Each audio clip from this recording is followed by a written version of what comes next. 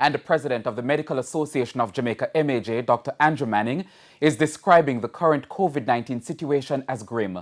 Dr. Manning says the current shortage of oxygen could result in more deaths of patients at hospitals. He says the management of the oxygen supply over the next few days will be important. The next 48 hours is going to be critical. I was listening to the manager of IGL. I know they're making a lot of efforts, but it's going to be critical, and we have to watch this carefully. The MAJ president is calling for the government to listen to the public health experts going forward.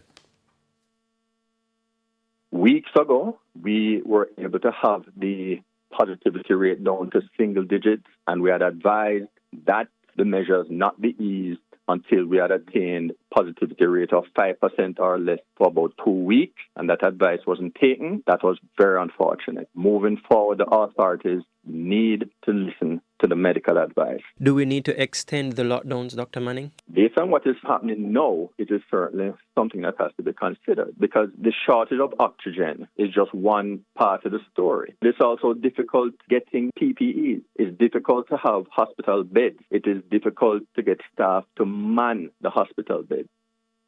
Dr. Manning was speaking to Giovanni Dennis on Radio Jamaica's weekly news review program, That's a Wrap, this afternoon.